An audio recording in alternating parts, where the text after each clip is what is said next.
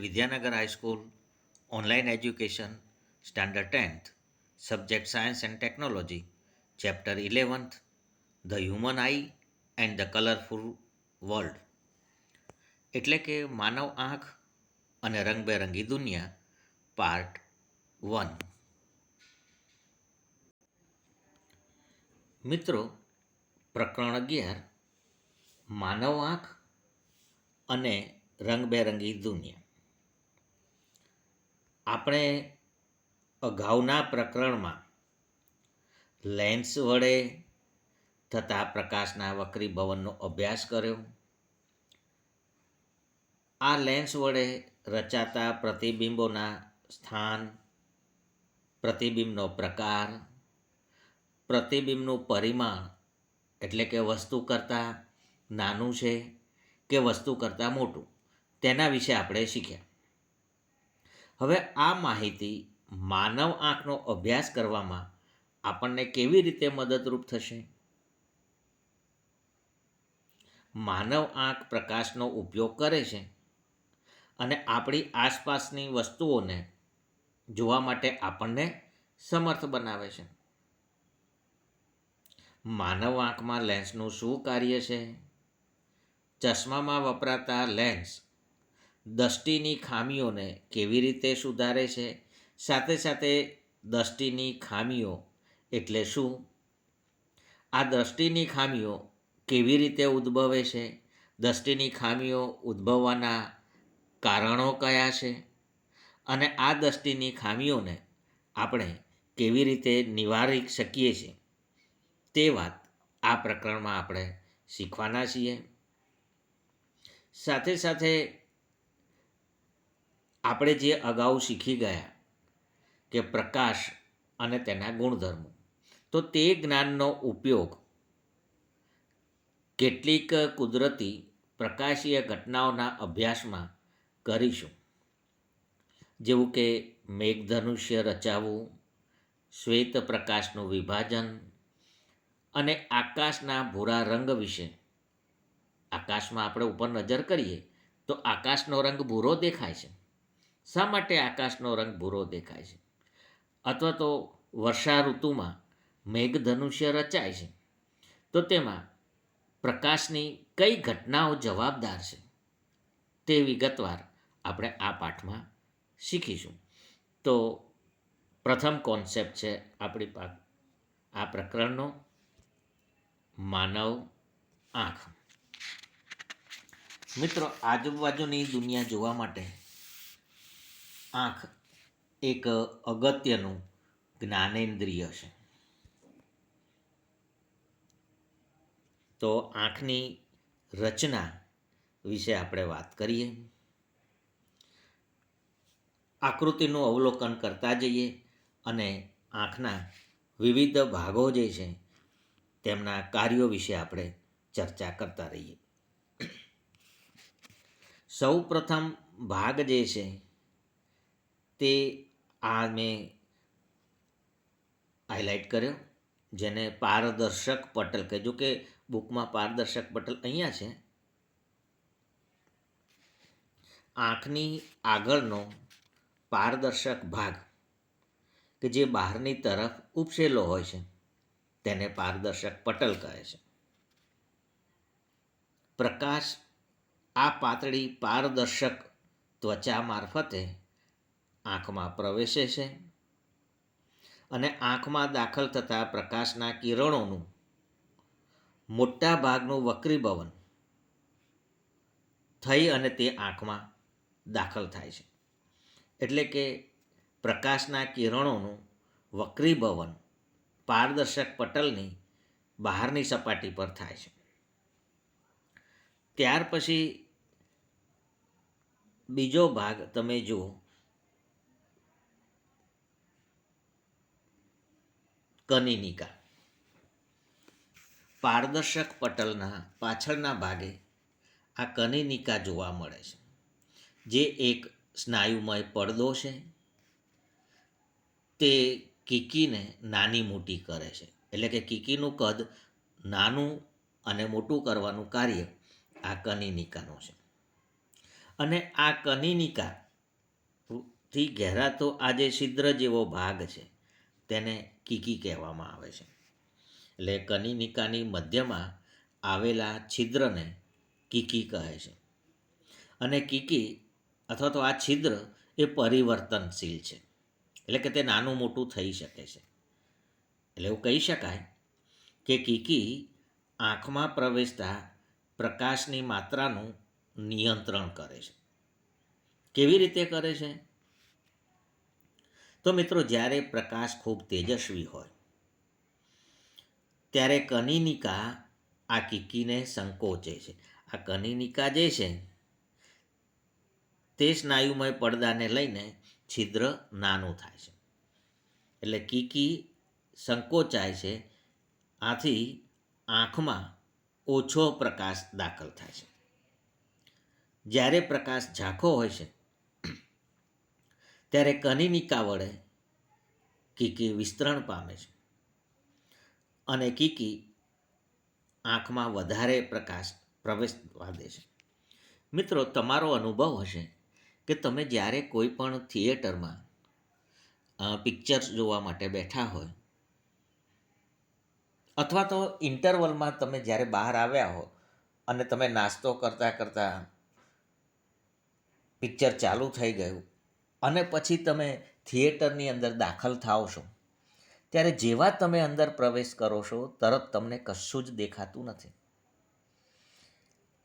એકાદ અડધી મિનિટ સુધી તમે ઊભા રહો છો અને પછી તમને થોડો ખ્યાલ આવે છે કે આ થિયેટરની અંદર જે ખુરશીની જે રો છે તે તમને દૃશ્યમાન થાય છે. કારણ કે એટલો સમય તમે થિયેટરમાંથી બહાર આવ્યા છો ત્યારે બહાર પ્રકાશ વધારે છે અને આથી તે પ્રકાશની તેજસ્વીતા અથવા તો પ્રકાશના જથ્થાને અનુલક્ષીને કીકી મોટી થયેલી હોય છે, કીકી નાની થયેલી હોય છે.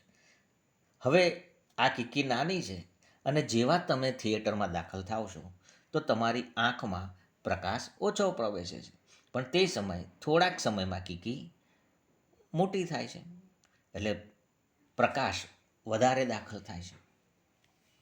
એટલે આમ કીકી આંખમાં પ્રવેશતા પ્રકાશની માત્રાનું નિયંત્રણ કરે છે. ત્યાર પછીનો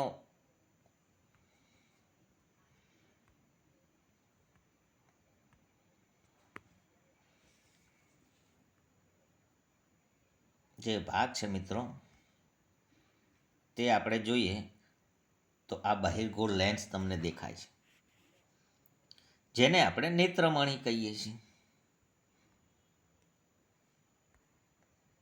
નેત્રમણી કનિનિકાની પાછળ લેન્સ આવેલ છે, જે બહિર્ગોળ લેન્સ છે.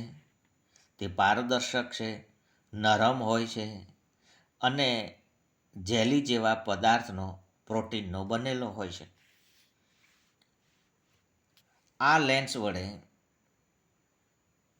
જે વસ્તુઓ છે જેનું આપણે નિરીક્ષણ કરીએ છીએ તે વસ્તુઓનું પ્રતિબિંબ આ લેન્સ વડે નેત્રપટલ પર રચાય છે. પણ આગળ જોઈએ તો આ લેન્સને પોતાના સ્થાનમાં જકડી રાખતા ઉપર અને નીચે બાજુ જે સ્નાયુઓ છે તેને સિલિયરી સ્નાયુઓ કહે છે. નેત્રમણીને તેના સ્થાનમાં જકડી રાખતા સ્નાયુમય બંધારણને સિલિયરી સ્નાયુઓ કહે છે. આ સિલિયરી સ્નાયુઓનું કાર્ય શું? તે નેત્રમણીની વક્રતામાં ફેરફાર કરે છે અને તેને લઈને લેન્સની કેન્દ્ર લંબાઈ બદલાય છે. એટલે લેન્સની કેન્દ્ર લંબાઈ બદલવાનું કામ આ સિલિયરી સ્નાયુઓ કરે છે, કે જેને લઈને દૂરની અથવા તો નજીકની વસ્તુઓ જોવાની હોય ત્યારે જરૂરિયાત મુજબ આ લેન્સની કેન્દ્ર લંબાઈ બદલાય છે. એમાં કોણ મદદ કરે છે? સિલિયરી સ્નાયુઓ. સિલિયરી સ્નાયુઓ વડે લેન્સની કેન્દ્ર લંબાઈ બદલાય છે અને આથી પ્રતિબિંબ એ નેત્રપટલ પર રચાય છે. તો તે પછીનો ભાગ એટલે આપણે નેત્રપટલ, જેને રેટિના પણ કહે છે. રેટિના શબ્દ યાદ રાખજો મિત્રો, કે આ રેટિના પર વસ્તુનું જે પ્રતિબિંબ રચાય છે તે વાસ્તવિક અને ઉલટું પ્રતિબિંબ રચાય છે.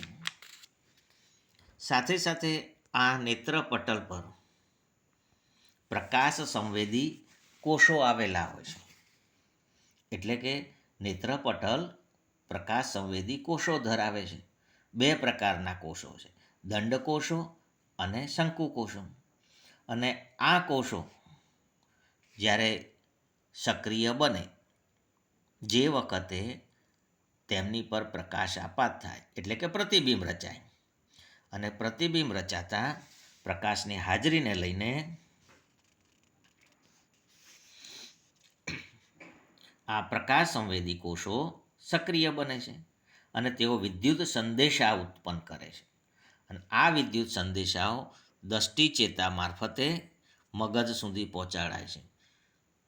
દૃષ્ટિ ચેતાઓ છે અને તે વિદ્યુત સંદેશાઓ મગજ સુધી લઈ જાય છે અને મગજમાં આ સંદેશાઓનું અર્થઘટન કરે છે. એટલે આપણે તે વસ્તુનું જ્ઞાન કરી શકીએ છીએ. એટલે કે આપણને ખબર પડે છે કે આ વસ્તુ કઈ છે. એટલે આમ અહીંયા જે આપણે માનવ આંખ એક કેમેરા જેવી રચના છે. વિવિધ ભાગોની આપણે ચર્ચા કરી, એના કાર્યની પણ ચર્ચા કરી.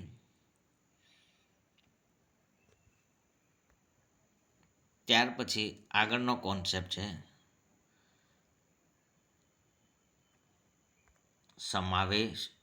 સમાવેશન ક્ષમતા.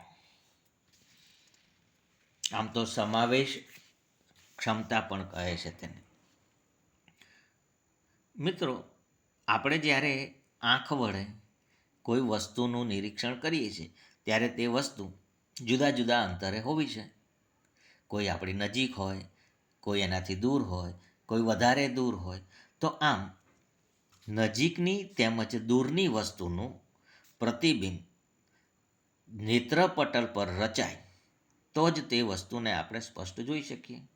અને નેત્રપટલ પર આ પ્રતિબિંબ રચાય અને આપણે સ્પષ્ટ રીતે જોઈ શકીએ એટલા માટે આંખનો લેન્સ જરૂરિયાત મુજબ પોતાની કેન્દ્ર લંબાઈમાં ફેરફાર કરે છે.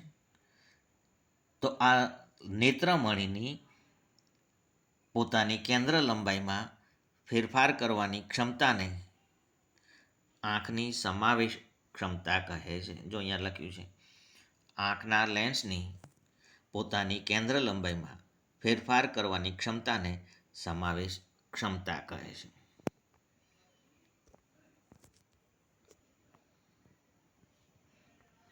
મિત્રો, અહીં આપણને એક વાત લખીને આપી છે, વાંચો. છાપેલા પાનાને તમારી આંખની ખૂબ નજીક લઈ જઈને વાંચવાનો પ્રયત્ન કરો.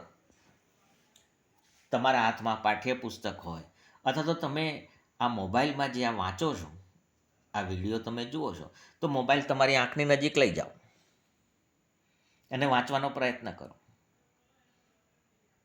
શું અનુભવ કરો છો? આંખ તાણ અનુભવે છે.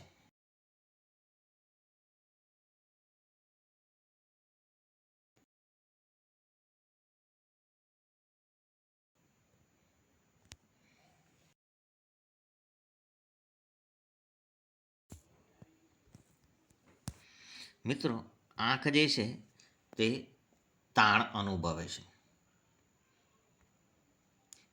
તો કોઈ વસ્તુને સ્પષ્ટ અને આરામપૂર્વક જોવા માટે તમારે તેને આંખથી આશરે 25 સેન્ટીમીટર દૂર રાખવી પડે છે. જો આપણે વસ્તુને 25 સેન્ટીમીટરથી વધારે નજીક લઈ જઈએ તો તે વાંચવા માટે આંખ તાણ અનુભવે છે. જેમ જેમ વધારે નજીક લઈ જઈશું તેમ તેમ તે વધારે તાણ અનુભવશે. તો એના ઉપરથી એક શબ્દ આપણને અહીંયા આપ્યો છે કે જે લઘુત્તમ અંતરે આંખના લેન્સ વડે તણાવ વગર વસ્તુને સૌથી સ્પષ્ટપણે જોઈ શકાય તે અંતરને દૃષ્ટિનું લઘુત્તમ અંતર કહે છે. અને કેટલું છે લઘુત્તમ અંતર? 25 સેન્ટીમીટર, 25 સેન્ટીમીટર. ત્યાર પછી બીજો શબ્દ છે આંખનું દૂરબિંદુ, કે દૂરના જે અંતર સુધી આંખ વસ્તુને સ્પષ્ટ રીતે જોઈ શકે તે અંતરને આંખનું દૂર બિંદુ કહે છે. એટલે આ મિત્રો બે શબ્દ આવ્યા, નજીક બિંદુ અને દૂર બિંદુ. નજીક બિંદુ 25 સેન્ટીમીટર હોય છે અને દૂર બિંદુ અનંત અંતરે હોય છે. સામાન્ય રીતે પુખ્ત વ્યક્તિ માટે વાત કરેલી છે.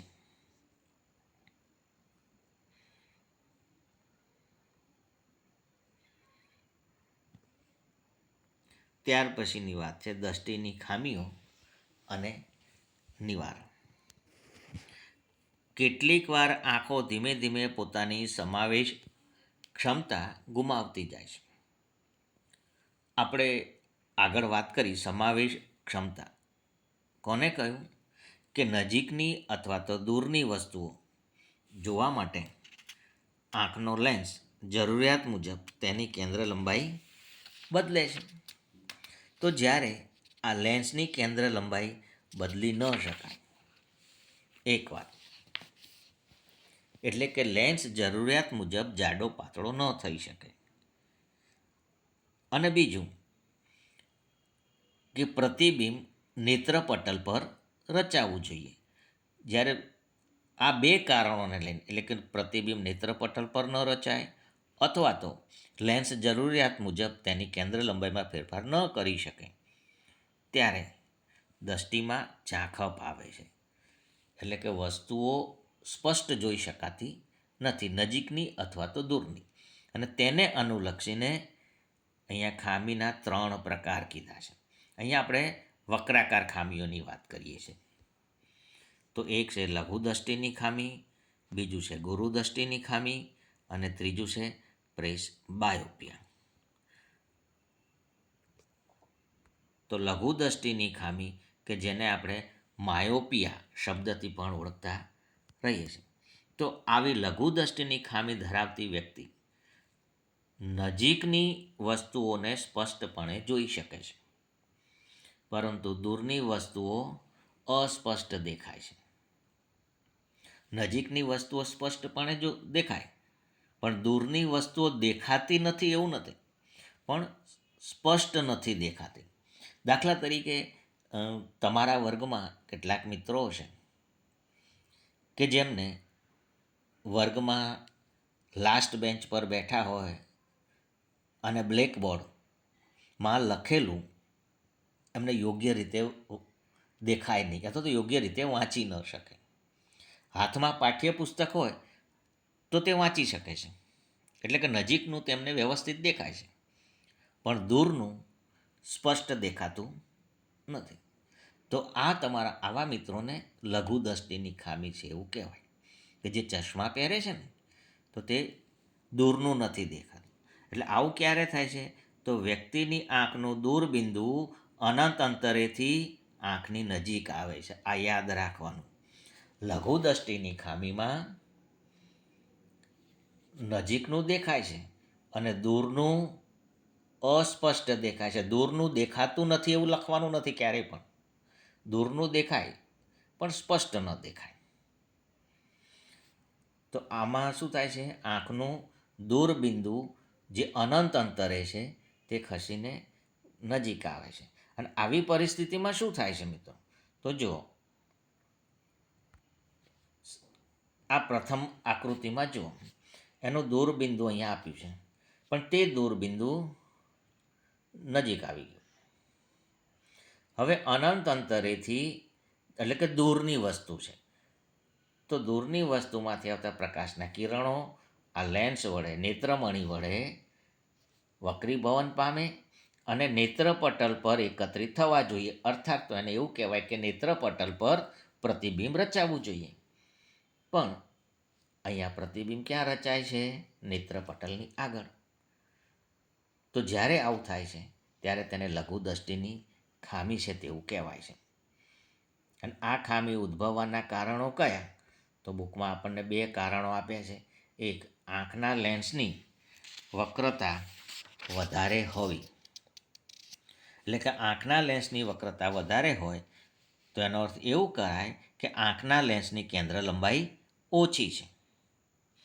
બીજું કારણ આપ્યું છે આંખનો ડોળો લાંબો થવો. જ્યારે આવી પરિસ્થિતિનું નિર્માણ થાય ત્યારે પ્રતિબિંબ એ નેત્રપટલ પર રચાવાને બદલે નેત્રપટલની આગળ રચાય છે. તો આ ખામીને નિવારવા માટે શું કરવું જોઈએ? તો મિત્રો આગળ અહીંયા એક લેન્સ રાખ્યો છે. કયો લેન્સ છે? અંતર્ગોળ લેન્સ. એટલે યોગ્ય કેન્દ્ર લંબાઈનો અંતર્ગોળ લેન્સ વાપરીને આ ખામી દૂર કરી શકાય છે. એ જ રીતે બીજી ખામી છે જેને ગુરુદ્રષ્ટિની ખામી કહેવામાં આવે છે.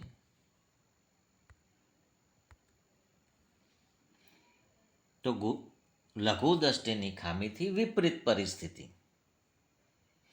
એનો બીજો શબ્દ યાદ રાખજો, હાઇપરમેટ્રોપિયા. લઘુ દ્રષ્ટિની ખામી માટે કયો શબ્દ હતો? યાદ રહ્યો? માયોપિયા. અને ગુરુદ્રષ્ટિની ખામી માટે હાઇપરમેટ્રોપિયા.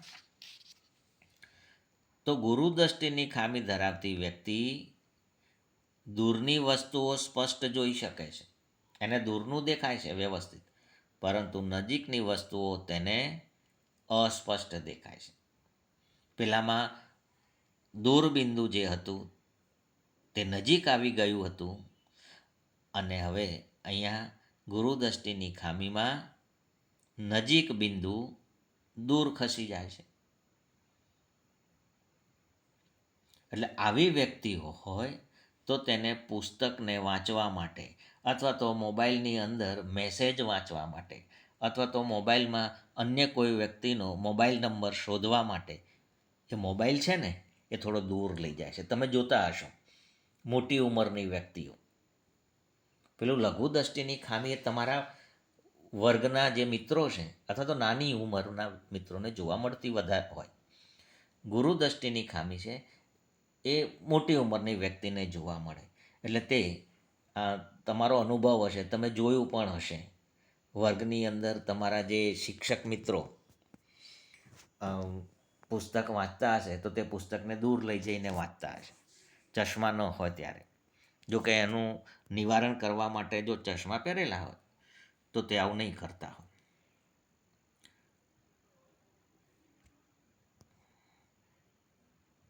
આકૃતિમાં જુઓ. હવે નજીકની વસ્તુ જે છે તે નજીકની વસ્તુઓ લેન્સ વડે વક્રીભવન પામે છે. ઉપરની આકૃતિમાં છે ગુરુદ્રષ્ટિની ખામી. તો એ પ્રતિબિંબ રેટિના પર રચાતું નથી, દૂર રચાય છે. એટલે નેત્રપટલ પર પ્રતિબિંબ ન રચાય તો વસ્તુ સ્પષ્ટ જોઈ શકાય નહીં, ઝાંખી દેખાય. તો આ ગુરુદ્રષ્ટિની ખામી કેવી રીતે નિવારી શકાય? બહિર્ગોળ લેન્સ વાપરીને, યોગ્ય કેન્દ્ર લંબાઈનો બહિર્ગોળ લેન્સ વાપરવાથી આ ખામી નિવારી શકાય છે. આ ખામી ઉદ્ભવવાના કારણો: આંખના લેન્સની કેન્દ્ર લંબાઈ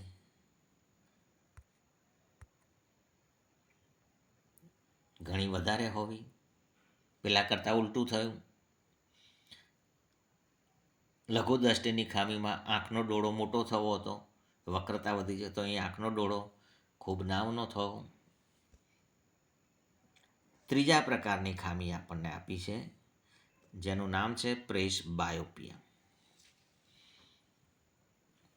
આ સમાવેશ ક્ષમતા જે છે, આગળ કહ્યું તો જેમ જેમ ઉંમર વધે છે તેમ તેમ આંખની સમાવેશ ક્ષમતામાં ઘટાડો થાય છે.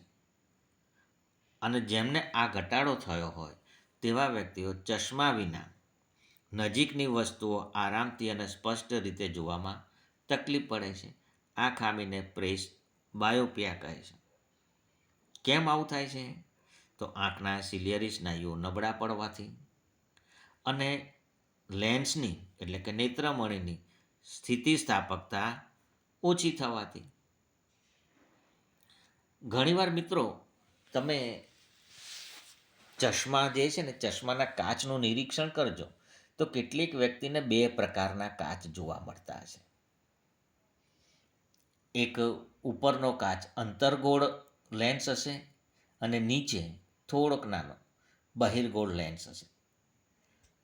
એટલે કે કેટલીક વ્યક્તિઓ જે છે એ લઘુ દ્રષ્ટિની ખામી અને ગુરુ દ્રષ્ટિની ખામી એમ બંને પ્રકારની ખામીથી પીડાતા હોય અને આવી વ્યક્તિને બાયફોકલ લેન્સની જરૂર પડે. બાયફોકલ લેન્સ એટલે બંને પ્રકારના લેન્સ, અંતર્ગોળ લેન્સ અને બહિર્ગોળ લેન્સ. એટલે આથી બાયફોકલ લેન્સમાં અંતર્ગોળ લેન્સ અને બહિર્ગોળ લેન્સ એમ બંને લેન્સ હોય. ઉપરનો ભાગ અંતર્ગોળ લેન્સ હોય છે જે દૂરની વસ્તુ જોવામાં મદદ કરે છે. નજીકનો ભાગ બહિર્ગોળ લેન્સ હોય છે તે નજીકની વસ્તુઓ જોવા માટે પ્રયત્ન કરે છે. એટલે આમ લઘુ દ્રષ્ટિની ખામી, ગુરુ દ્રષ્ટિની ખામી અને આ પ્રેસબાયોપિયા, આ ખામીઓને નિવારવા માટે યોગ્ય કેન્દ્ર લંબાઈના અંતર્ગોળ, બહિર્ગોળ લેન્સ અથવા તો બાયફોકલ લેન્સ એનો ઉપયોગ કરવામાં આવે છે. પરંતુ હવે જેમ જેમ વિજ્ઞાન અથવા તો મેડિકલ સાયન્સ આગળ વધ્યું છે, આથી ઘણા મિત્રો આ ખામીના નિવારણ માટે કોન્ટેક્ટ લેન્સ વાપરે છે. આ શબ્દથી તો તમે પરિચિત પણ છો. સાથે સાથે શસ્ત્રક્રિયાઓ પણ કરવામાં આવે છે. તમે શબ્દ ક્યાંક વાત સાંભળી પણ હશે.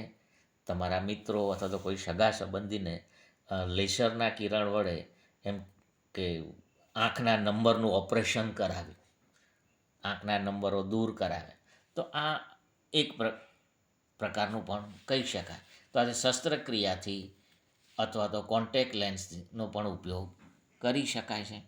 મિત્રો, આપણે જે અહીંયા ચર્ચા કરી તે જ ચર્ચામાંથી તમને આ જે પ્રશ્નો છે, આ ચારે ચાર પ્રશ્નના જવાબો તમને મળી રહેશે. તે પછીના કોન્સેપ્ટ આપણે નેક્સ્ટ વિડીયોમાં જોઈશું.